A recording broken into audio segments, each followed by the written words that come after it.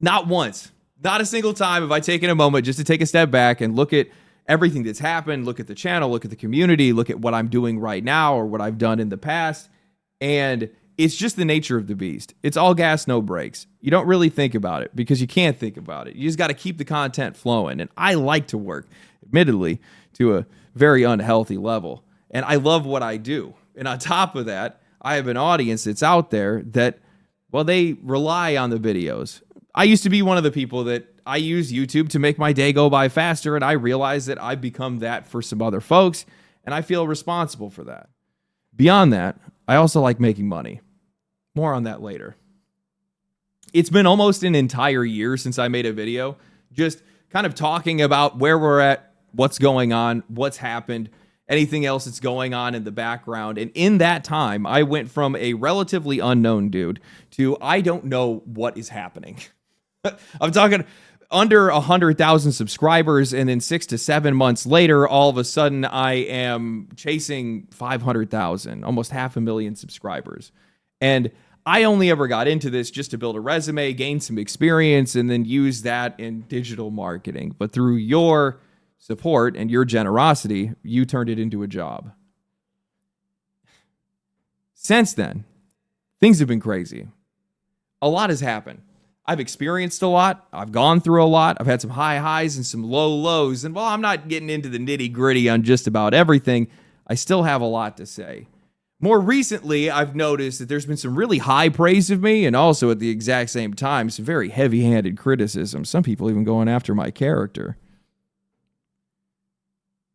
I appreciate all of it because I look at anything, regardless of what anybody says, as an opportunity for growth. So I think that it's time to talk.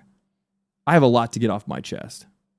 So I want to recap because the scale at which how my life and this channel has changed is kind of insane. Almost 2 years ago, I just started making videos because I was bored, stuck traveling for work thousands of miles away from my friends and family, and I just wanted to finally put my business management degree, something that I got zero value from working in construction, to use. And I figured that I could stretch that muscle a bit and use it to analyze, celebrate, and criticize my favorite hobby, video games. Now, some of you guys already know this, but I was an Asmongold viewer, and I remember there was this arc where content creators were talking about how hard their jobs are, and even going as far as devaluing physical labor, the trades, craftsmen, and service workers, some of the most detached from reality shit that I had ever seen, especially for somebody who worked in construction and watched every single day what those people went through. When Asmongold reacted to one of those videos, standing with the common worker and acknowledging that their work is more demanding, he did point out that content creation does have its own set of challenges. And when a chatter had popped up saying something along the lines of anybody can do it, his response stuck with me. He had said, if you think it's that easy, then do it. That's what I thought, and that's what I did. I thought I could do better than other people I saw online, so I did it. That shit hit me so hard. I was one of those people. I thought it was easy. I thought it was all luck. I still do to this day. Well, not the luck part. You definitely can make your own success. But after watching a wave of YouTubers covering games in a soft, passive voice, just echoing somebody else's opinion, I felt like maybe I had something more to add, or at the very least, that I could do better. So I started making videos. The irony is, if you guys actually go back and watch my early stuff, I was just as soft, if not softer. I think it's just the pressure of social media or not knowing what the hell you're doing. I didn't want anybody to dislike me. I only ever worked in service jobs, restaurants, sales, construction, so I didn't even know who would even see these videos or if they'd even want to watch them in the first place, and I only ever talked about what I liked and not what I didn't. I was overly positive, sometimes mentioning other people's concerns but burying them in layers of optimism. My first videos were on Final Fantasy XVI and how it was going to be the greatest game ever, and then I made 2 more videos, one about how MMOs can change you for the better based on my own experiences learning leadership and social dynamics, and another video on Diablo 4 where I, a longtime Diablo fan, had been totally removed from the larger Blizzard discourse, convincing myself that it was going to just be the best game ever. I was wrong, so wrong that I would then cope and seethe over a series of videos before I finally realized that, yeah, Blizzard sucks. Then something really special happened. The release and backlash of Baldur's Gate 3, a game that I had played in early access, supported from the jump, and already knew there was going to be something special, but what caught me off guard wasn't the game itself, it was the reaction to it. Major AAA studios, developers, and even journalists framing it as an unfair standard, saying that it set expectations that others simply could not meet. It was in that moment, and through a series of videos that I made responding to it, that I realized just how broken and out of touch the leadership in Western AAA really is. Their words, their games, their excuses. I started viewing all of it so much more critically, and in that mix of disgust and frustration, I stopped trying to say what I thought people wanted to hear, and I just said what I believed. Since then, I've made videos celebrating the games that I love, tearing down the ones that I don't, spotlighting good and bad leadership, and trying to map out what success looks like in this industry. Because the more that I played, the more I read, and the more I researched, a pattern started to form. A handful of studios are actually listening to their audiences, actually building something for them. The rest, they're blinded by pride, by money, or just plain stupidity. We've seen long-standing franchises warp beyond recognition in the pursuit of live service revenue. We've watched characters and stories rewritten into self-inserts, propaganda, or personal mouthpieces. And time again, we've seen developers, leadership, and even journalists position themselves in opposition with the people that they're supposed to be serving. So I started talking without a filter. Right or wrong, I just put my opinions out there and it resonated. Viewership started to solidify, slow at first from 1K to 2K, then from 20K to 30K, and eventually every upload was almost getting 100K or more. I would see wild praise in the comments, things like, "You're the modern voice for gamers. You say exactly what I'm thinking." And while I appreciate that, I don't think of myself that highly. I am not trying to speak for anyone. I just want to talk about the games that I care about, the games that I want to see, and the games that I want to buy. And it's through that praise, as well as me being able to find my voice, that I ended up realizing something much bigger, that the biggest problem in the games industry today, maybe even the world right now, is that while we're more connected than ever, nobody feels heard. And when people finally do feel heard, even for a moment, it's powerful. A lot of people care about games just as much as I do, if not more than I do. And I think that's the reason why so many of you guys have supported me. And that support hasn't stopped. It's only grown faster and faster. Between your continued encouragement and a fair bit of signal boosting from Asmongold's reaction videos, I went from a complete nobody to being seen by millions of people in just a matter of months.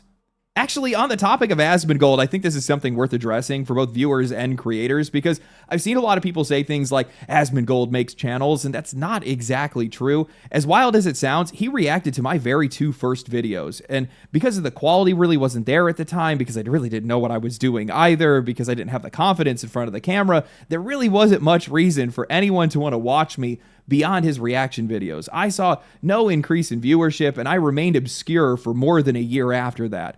The content itself didn't land. So while Asmongold's reactions are really good and insanely valuable, they're still valuable to me right now, the creator themselves have to be good at holding on to an audience that they're being exposed to. That's the part that nobody wants to talk about. In fact, I don't know if anybody else does this, but I've spent the last 2 years using his reaction videos as a kind of focus group. It's been incredibly valuable watching somebody in real time respond to the videos that you have made. You can actually see where you're being misunderstood. You can see where your pacing slips. You can see where you might be wrong. You can see where the energy drops. It's like a free user experience test just for your personality and content. And while I know there's mixed opinions of Asmon as an online figure, I am genuinely grateful for his feedback, his commentary, and his community. Whether they agreed with me or not, they showed up and they helped me get better at what I do. But now in the middle of this, all the support, the reactions, the channel blowing up, something else happened. Something that I don't think a lot of creators take the time to think about. It's the moment that you go from being just some guy who's making videos to being a content creator. And that's a massive difference, because one is doing it because they want to, and the other is doing it because they have to, because oftentimes their life starts depending on it. And that transition, that's the part nobody prepares you for. When you're in the middle of that transition, everything you do and why you do it starts to change, at least to some extent. At least it did for me. And I went from a guy that was essentially just talking shit without thinking twice to somebody that was weighing the costs and benefits of every single story, whether to get involved, whether to even talk about it or ignore it, or how I was going to present it, because there's a certain level of pressure that kind of comes with being a part of the industry. You're no longer outside of it. You're now inside of it. And everything you do and say can have cascading effects both online and offline. And I didn't really fully realize this until I met some journalists at a convention. And I guarantee that you guys know exactly how this story's going to go. But I was all excited to meet people. I come up to introduce myself, and these guys hit me with a, yeah, we know who you are. And they just walked away. I'm trying to make friends and connections, and I'm suddenly met with the consequences of my content in real time. And that stuff also extends to things like sponsorships. Sponsorships. What a weird world that is.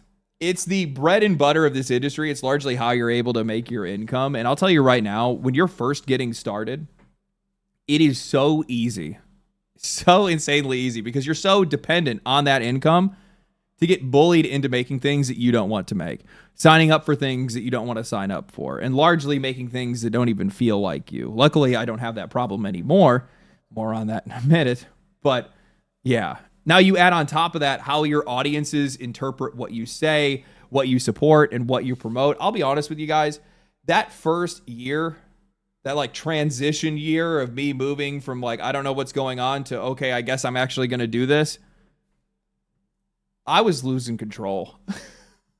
I wasn't sleeping right. I was stressed out all the time. Social media moves so fast, and you have no idea if you're going to get kicked off at the next stop. So you're sitting there asking yourself, don't damage your image. Don't go against your values. Do I even have values? I don't know. It's 3:00 in the morning and I'm still editing this video. My cat just laid on the keyboard and deleted my entire script. This last year has just been like one long behind the scenes crash out. My sleep schedule gone. It was rough, but I love what I do. And with your support, combined with the fact that I love what I'm doing, I finally was able to find solid ground at the beginning of this year. That's basically when it had started. And at the start of this year, I just stopped being worried about all these things. I said, screw it, because who cares about the consequences? The only thing that I care about is that you guys are enjoying the content and that I enjoy making it. And if those two things are out of line, this entire thing isn't working. But that decision, it did come with consequences. There's some background lore that you guys probably don't know, but despite appearances, I have no idea what I'm doing. I edit my own videos, I do my own research papers, I do my own research, and I practice public speaking on the side. I am figuring it out day by day. I've spent most of my life pretty much disconnected. Sure, I watch some YouTube guides, reviews, and occasional breakdowns, but I never really used social media outside of promoting a band that I was in back in college. I just wasn't online like that. Lockdowns changed that for me. That's when I started using Discord, watching more videos, playing more games, getting into streamers. And from the very beginning, when I first started making YouTube videos, I approached it like I was talking to people, like I already kind of knew them. I spoke casually, directly, like we were all in on the same conversation, like we were all in on the same page. What I didn't realize was how over time, intent gets blurred, context gets lost, and who people think you are becomes its own version of truth. Essentially, optics mean a lot more than intent. I'm bringing this up because recently I started to go through the age-old tradition of YouTuber backlash. I don't know if this is my teenager phase. Is this what we call like YouTuber puberty or something like that? Hey, we made it, guys. Thank you for that. But some longtime supporters of the channel, people I genuinely respect, started pointing out a video that had been making the rounds. That video is accusing me of being a hypocrite, saying that I have abandoned my principles, that I am a paid shill. And yeah, at first, it stung. It hit my ego pretty hard, and I didn't even want to look at it, but that reaction, that's weakness. That's arrogance. I've said it multiple times in videos that developers need to listen to feedback, even when it's harsh, wrong, or mean-spirited, because at the end of the day, somebody is trying to tell you something. So if I am going to say that about them, then I should try to live it too. Except for the one guy that says I probably mistreat my cat. You're wrong, and you're an asshole. I love my cat. The video in question is titled Legendary Drops Gaming's Biggest Hypocrite, and I gotta say, the thumbnail, at least this guy made me look good. The editing and presentation skills were also top-notch, and while I don't appreciate the accusations or the bad faith framing, calling me a sellout or assuming my intent, he does make a really strong point. My content holds others accountable. I hold the industry to a high standard, and I should hold myself to a high standard as well. While I think that there is a major difference between roles, power, and responsibility between me and the video game industry itself, and while I don't really think that I'm anything that great, I am now a high visibility voice that helps to shape discourse around video games. There is no denying that there is a sharp contrast between the guy who is criticizing the games industry and the guy who is promoting a game from within that very same industry. Now, I have the right to monetize my work, but I also know how I do it is going to be judged, and that's fair. Now, by even discussing this, I could very well be putting that sponsorship at risk. For all I know, this is technically a breach of their terms, but the needs of my audience, your trust, will always outweigh any brand deal that I take. The video in question was sponsored by NetEase, and it was disclosed multiple times at the very beginning of that video. But that video was also authentic. Because from the very beginning of this year, I've operated under a clear set of principles. I sell space on this channel, not my opinions. Originally, I was approached to make a reaction style video, but I pushed back saying that I just wanted to do my usual video essay format. I told them that I was already excited about the game, that I'd already seen the trailer, and that if they wanted authenticity, the only way that it could come through is if I did it my way, and they agreed. That was the deal. I got full creative control as long as I just talked about the game that they were promoting. And look, guys, I'll own it. It's my fault for not communicating this to viewers. I never laid out how I handled sponsored content. So I'm going to make it clear right now. For integration ads, the short ones that you see at the beginning of a video, I have no hard lines written out for that, mostly because I just trust my audience. The gotcha games that approach me, I tell them straight up, you guys know what kind of videos I make, right? Which is basically me telling them, my viewers are likely not going to care about this, but they still do it anyway. But when it comes to these fully sponsored videos, my question is simple. Is this a game that I want? Do I want to see more games like this? And for me, Blood Message fits into that. It's an Eastern-made, full-price, single-player title from a publisher that's mostly known for gacha and live service titles. Yeah, I want to see those guys going and actually making single-player, full-priced games. That's exactly the kind of shift that I want to see. I've made entire videos on this trend. Black Myth Wukong, Stellar Blade, Wu-Chang Fallen Feathers, Phantom Blade Zero, Grand Blue Fantasy Relink, and the growing wave of Eastern titles that are actually delivering on what players want. I see the East as a market disruptor. If their games succeed, especially while undercutting the bloated $70 to $80 price tags of Western AAA games, they are going to force this industry to fall in line with consumer demand. They don't have the reputation to be able to charge premium prices, so they're going to have to compete on value. That is good for everyone. While I see and can even agree with many of the concerns that people raise about the CCP, about China's government, about censorship and propaganda, that's really what this whole entire thing is about. It has nothing to do with a AAA game or anything like that. It really has more to do with it being a Chinese game more than anything else. But call me an idealist, but I believe that art can break through that. I think that inclusion, not exclusion, is the answer here. In a capitalist system, you bend to consumer expectations or you break. And these guys right now, they want to make money. If a publisher tries to force propaganda or censorship into a product, it usually shows and it damages both the game and their reputation. Ironically, we've seen far more of that ideological force feeding from Western games than Eastern ones lately, but enough of that, enough audiences pushing back, they are forced to compromise. It doesn't always happen immediately, but I believe that it can happen, and in this case, I'm willing to bet on it. I've also seen the criticism that I hate AAA games and this is just shilling for the sake of money and that my sponsor and other publishers are vile, and no shit, man. They're corporations. They care about money and control. You cannot change that system, but you can change the outcome. I have said this multiple times in videos. The solution is to support the right games. The ones that do it right. If Blizzard, EA, or God forbid, even Ubisoft actually release something good, something that I wanted to see more of, I'd be talking about it. I'd be taking sponsorships for it if they wanted me to. And just so you guys know how I operate behind the scenes, I hate Bungie. I've never forgiven those guys for taking content away from a game that I had already paid for. But before all the marathon drama, they had sent me a press kit. We were in talks to do sponsored content. I had interviews lined up. Then I had seen the game, and I made a video absolutely shredding it. Not even a second thought. After that, they still seemed like they were kind of interested, but then I found out they had stole our assets from an indie creator, and I nuked them for that one, and that was the end of that. I operate on a game-by-game basis. These are corporations. They all have dirty laundry. I promote and condemn based on what you are doing for me today. If I didn't, I wouldn't be using Steam despite all the things that Valve has done. I wouldn't be playing half of the indie games that I play that are published by companies that have exploitative business practices that have nothing to do with the developers themselves. There is always going to be some hypocrisy in this space. At the end of the day, I am a consumer just like you, trying to play the games that I actually want to play. One thing that I think gets lost in the haze, I make a lot of videos, so over time that context can kind of get buried, but I am not anti-AAA. I have no idea where that came from. In fact, it's the opposite. I love AAA games. That's why I criticize them so much. I want good AAA games at a fair price. What I don't love is how they're made and budgeted. Those budgets are creating these unrealistic expectations on both the developers and the audience, and I don't like how anti-consumer this industry has become. I don't even hate things like microtransactions, live service models, or hell, even gacha games. What I hate is that they've become the only focus. They're not being used to fund great games or for our benefit or even for the developers. I wish that these monetization systems didn't even exist in the form that they're in, but they're not going to go anywhere. And if that's the case, they should be used for us, not against us. The funny thing is, as I'm making this video, I realize how futile all this is because, well, there's always going to be people that are never going to see it. People that will never know the context, never watch anything before this, and base all their criticisms not on my history, but on what I did today, a lot like what I do with video games. When I watched that video that was criticizing me, I kept thinking, wait, what? I've literally been talking about this stuff for the past year. Hell, my Stellar Blade video only a couple weeks ago echoed half of the sentiments that were in that video. I was more worried that people were going to get tired of me repeating myself than thinking that I wasn't being genuine. And honestly, I didn't even realize what the problem was until I saw a comment that said something like, wait till Asmongold sees this. And then I just threw my hands up. He took the same sponsor.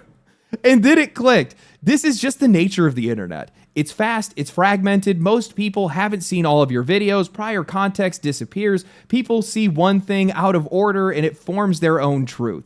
That's not their fault. That's my job. I need to do a better job of explaining myself. I need to make better context easier to find, and I just need to keep making better content.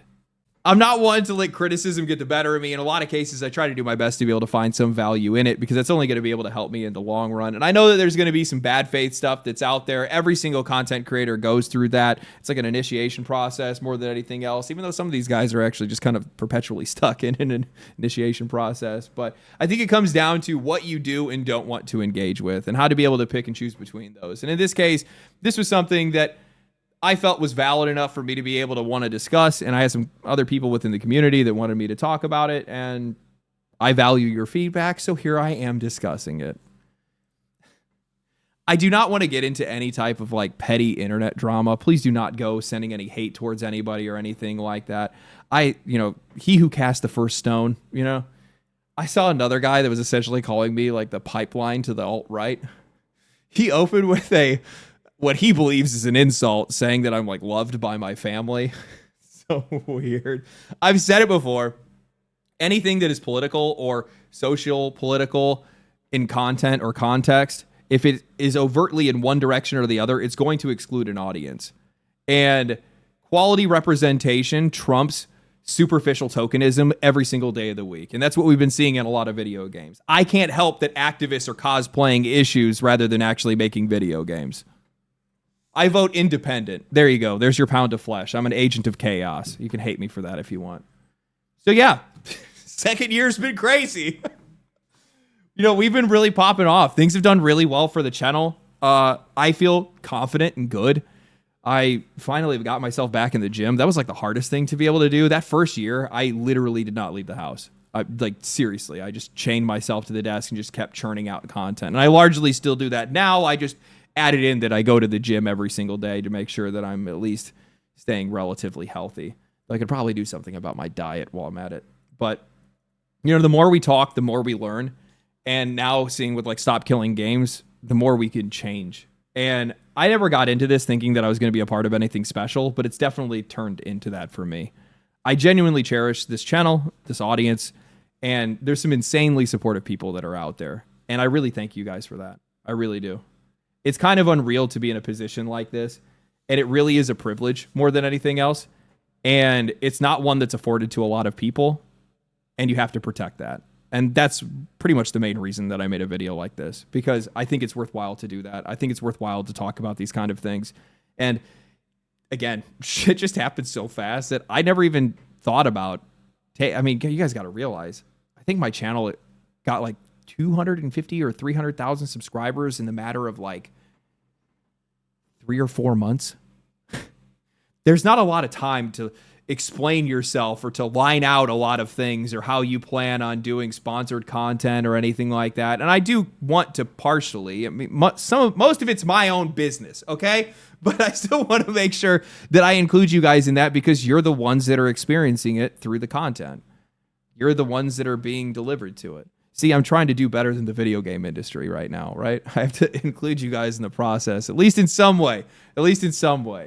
But things have been working out, man. I see a lot of developers in the community. I see them in the comment section. I see them reading the feedback that you guys put in comments that are posted in the Discord, that are talked about in the videos, and some of that stuff is being implemented in games. A lot of people don't know this, but back when I did the Warframe series, all the feedback that they got from that was almost all of it implemented in the game. There's a pop-up. This is cool. There's a pop-up when you go to the marketplace in that game, and it actually says, hey, you don't need to buy any of this stuff. You can go earn all of this stuff just by playing the game. That came directly from this channel. We did that. While that's small, it wasn't there before us. That's some cool shit. Anyway, thank you guys for everything. Genuinely. I hope you guys have a fantastic rest of your week. I should be able to get another video out. I'm going to visit my family after this. It's literally the same thing that I did last year where I was leaving for a vacation and I thought, hey, I should probably talk about what's happened over the last year. And yeah, I'm going to go spend some time with family, throw some bags, sit on a beach, drink a couple beers, and enjoy myself. So anyway, stay cool, stay righteous, stay safe. Catch you guys in the next one. Peace. Family, family, family, family.